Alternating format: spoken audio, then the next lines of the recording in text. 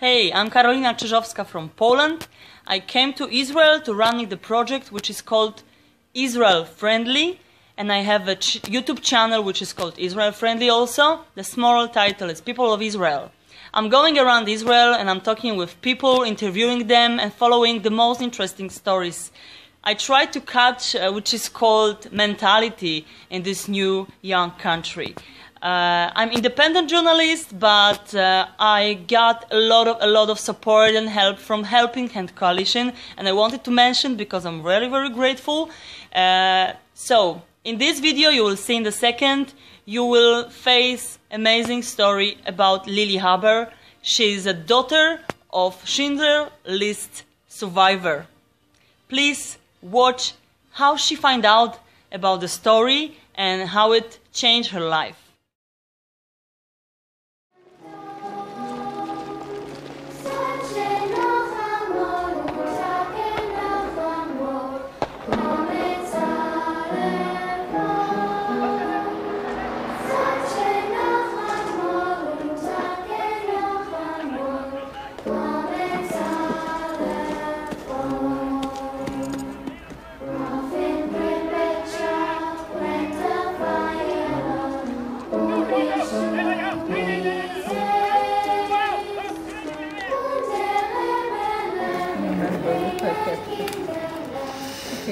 I have the whole list, and the important is my, where is he?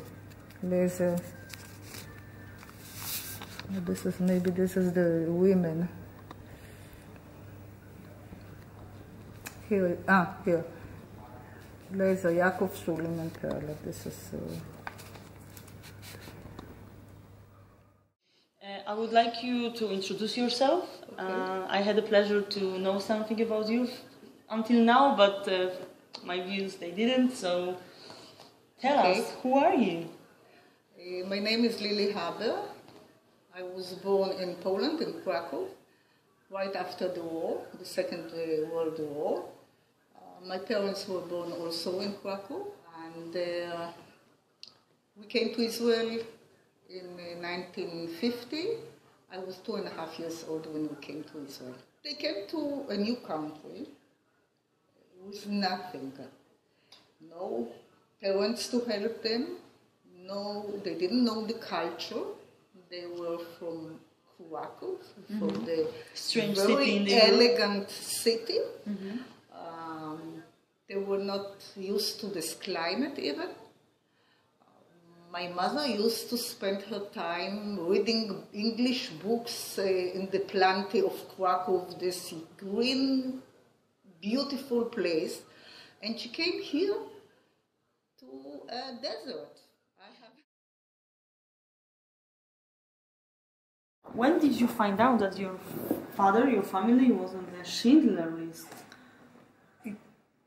Someone might think that I'm stupid or unlearned, but I've learned about the fact that my family has any connections with the Schindler List only after the book came out in the 90s, in the beginning of the 90s. Wow. Yes. You didn't know about it before? I didn't know nothing. My parents were the kind of people who never said a word. This topic was, the subject was taboo. I remember myself trying to ask my parents something, and their answer was always they were angry with me, and probably I've learned that this is something that you don't ask, and they didn't tell. And but you knew that they went through Holocaust. You knew. I knew the fact that I don't. It's strange. It's very funny to say today, but when we came to Israel, this is something that I think that not many people are aware of. We came to Israel. We were living in a place where most people were from the same background. I mean, most of them were from Poland. Some of them were neighbors of my family. Back in Krakow, we went to class that was called the Polish class. We were the other class, and we were the Polish class. And so it's difficult to hide it. But nobody it wasn't the subject. If look, if nobody, if it's not in the papers, if nobody says something about it, there was no memorial day for Holocaust those days. Don't forget that I was born right after the war, and those days in Israel nobody talked about it, and it wasn't an issue at all. First time that it was mentioned or came to our awareness, I mean, in a day-to-day, the thing, something that the whole society in Israel have been aware to, was in '61 in Eichmann trial. Yeah, but also the breaking point. Yes, so we knew that there was a Holocaust, but we didn't know what it was. There was no television those days. The book was published in, if I'm not mistaken, in 1991 here in Israel. Mm-hmm. I don't remember who brought it to my attention, not my parents. I just remember that I went to and bought the book and read it very carefully. And on page 104, I found my father's name. It's unbelievable. So I have this, and we were living then in Jerusalem.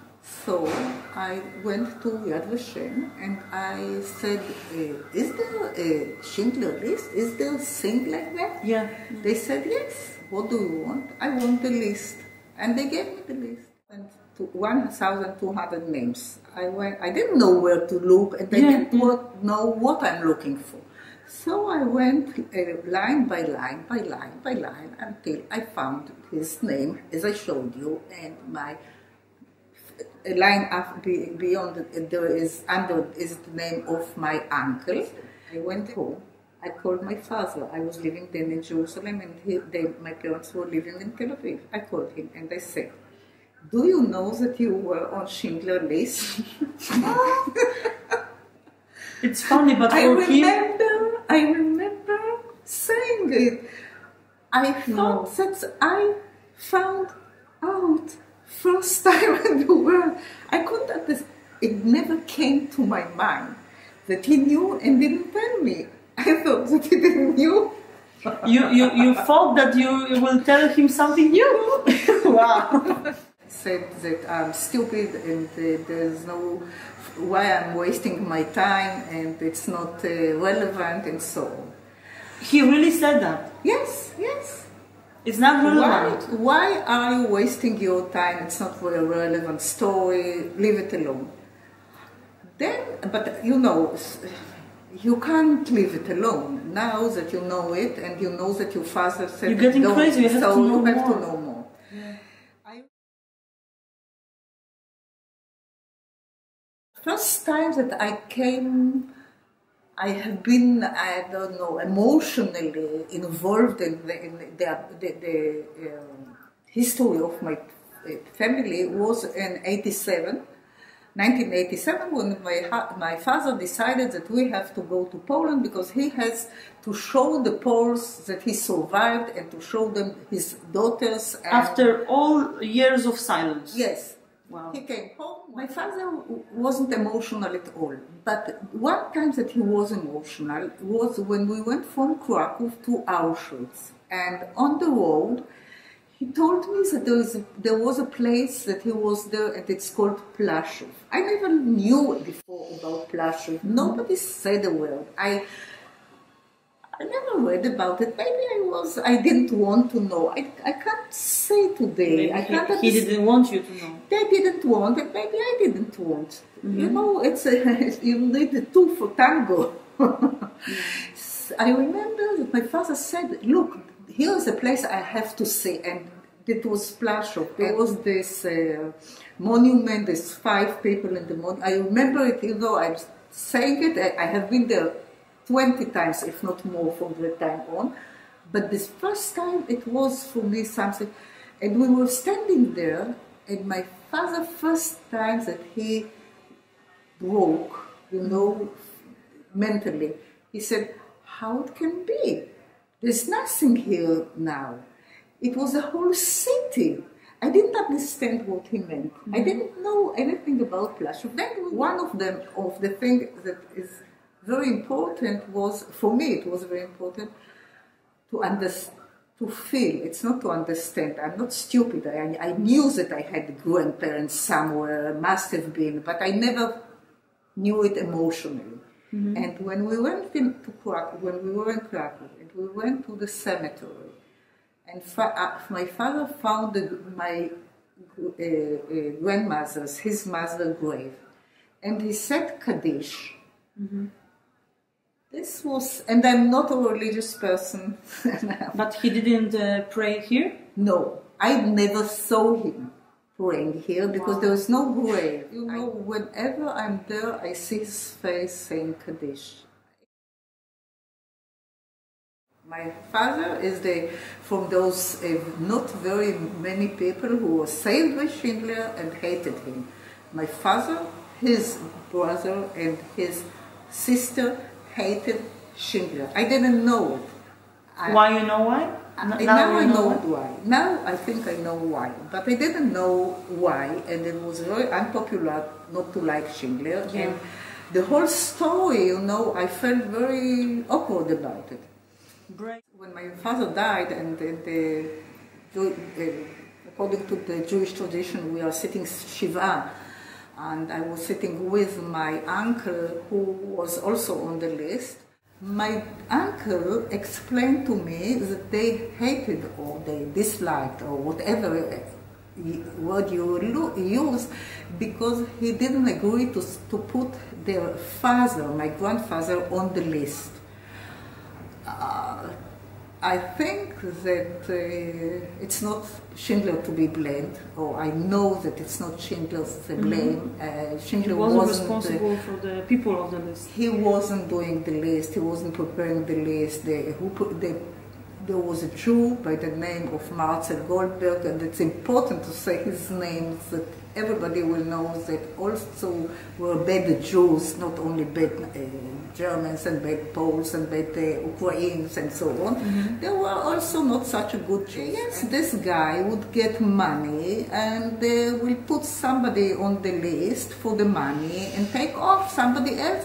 I know the story for sure because another relative of mine told me he was working on with Schindler's factory, and in the last moment he was taken off the list. So it's not Schindler to be blamed. They say Marcel Goldberg, and he was murdered after the war. They found him. A few Jews found him in South America, and they killed him. They just killed him. Wow. And they executed him. Until this day, I don't know anything, though I'm spending like 10 years in that, talking to anybody who was in Krakow, was born in Krakow, was in Auschwitz, was in the camps. And you were involved also in the Schindler Museum? Yes.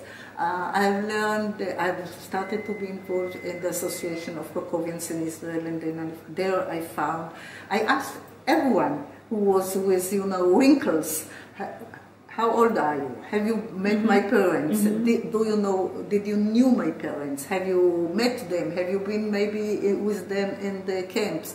And that's how I learned where was my mother liberated, where she was during the war in the camp, what my father was doing. Catch any moment. Yes. What my father was doing in Schindler's List, because he was on Schindler's List. Okay. How it happened? But what was there? How he spent? He was on. He was lucky somehow. Yes, but he was on Schindler's list or in the factory between October 44 until the beginning of May 45. What was he doing? Was he working? Was he starving? What he was doing? So everyone said something. No one knew, because there was no. Everybody who was in the camps or during the Holocaust. He knew only the very little things that happened to him and to his close family. So now I'll just end with that when my parents died, it was my mother died in 1990 and my father in 2000, I knew the names of my grandparents and great-grandparents. I mean, 4 generations. 3 years later, when my first grandson was born, I came to the hospital, very proud, and brought him a 7-generation list of 7 documentation of, and for me it was, you know, you have a history, you have a family, there was a past. Everything is in Hebrew because this is the language we used to use here. But just check if you see it. I need my glasses, of course.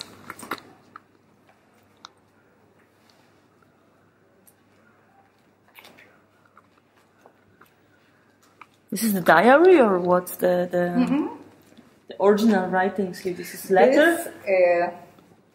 This is according to the Jewish tradition. We have a document. It's called Ketubah. This is Ketubah. This is a Ketubah of my parents. Wait a second. I have to show it because. We don't know how Ketubah is looking like. It can be looked in many ways. It's starting. What's written here? What's written here? How much money he has to earn? Yes. So how much? I have to read it. It's not very easy because it's in Aramaic language. Aramaiski. Yes. And you see. I even remember that I kept it. Okay, this is, I have the whole list, and the important is my. There's a. This is the women. Here. There's a Yaakov Schulenmacher.